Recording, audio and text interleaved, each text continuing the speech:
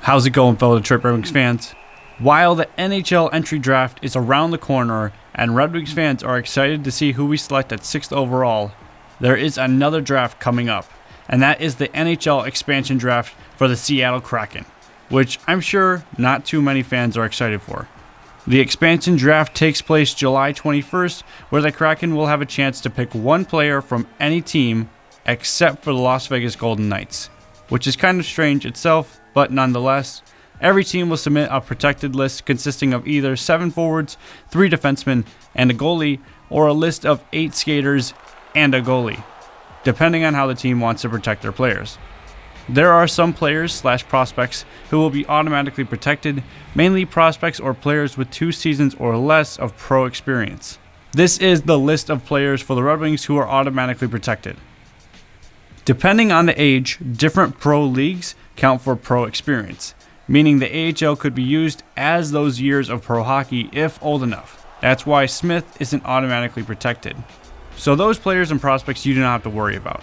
So we're going to give you our protected list, explain why players were protected or left exposed, and also predict who the Kraken will take from Detroit.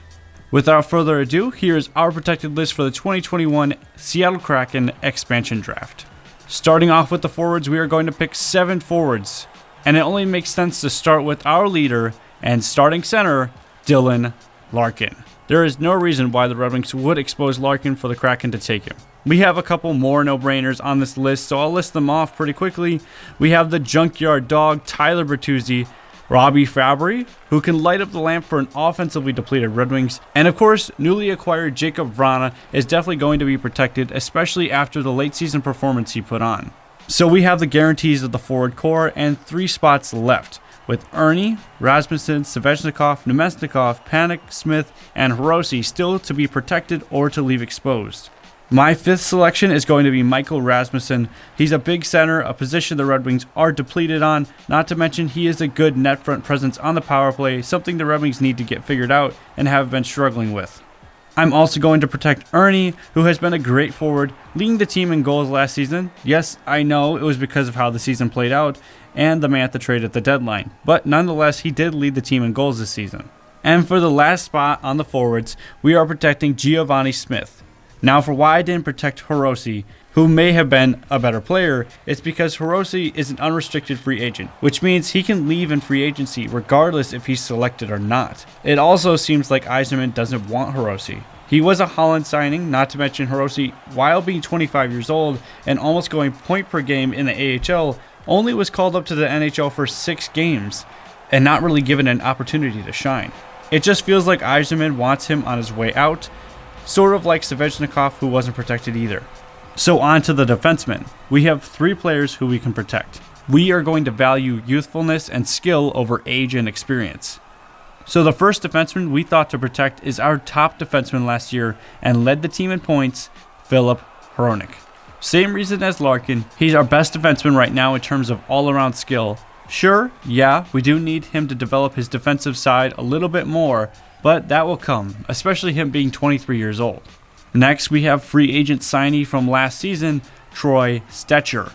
Now, say what you want, but he held his own against some of the best in the NHL, not to mention winning a gold with Canada, and even managed to put up a couple points on a Red Wings team who played most of their season in their own end.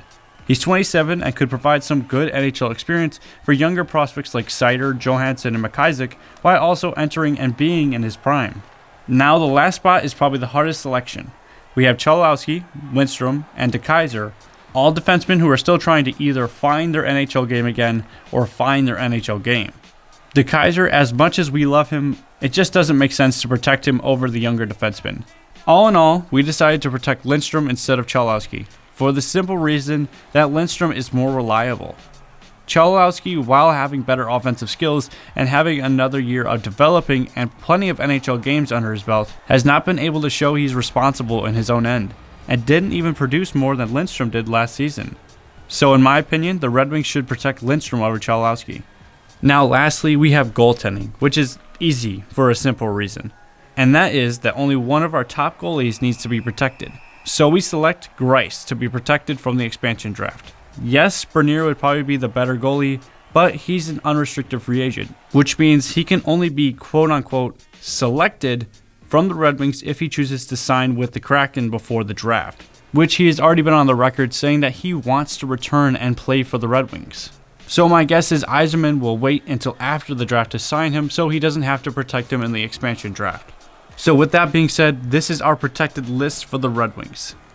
Of Dylan Larkin, Tyler Bertuzzi, Jacob Vrana, Robbie Fabry, Michael Rasmussen, Adam Ernie, Giovanni Smith, Philip Hronik, Troy Stetcher, Gustav Lindstrom, and Thomas Greiss. And we have a fair amount of exposed players as well. Most notably, Panik, Nemesnikov, Svechnikov, DeKaiser, Cholowski, and Fulcher. So in the expansion draft, the Seattle Kraken selects from the Detroit Red Wings defenseman Dennis Cholowski. Now this could change depending on the other defensemen available in the expansion draft, but in terms of the best overall player from the Red Wings, Cholowski is probably the highest reward if he reaches his potential. It could be a very good pick for the Seattle Kraken.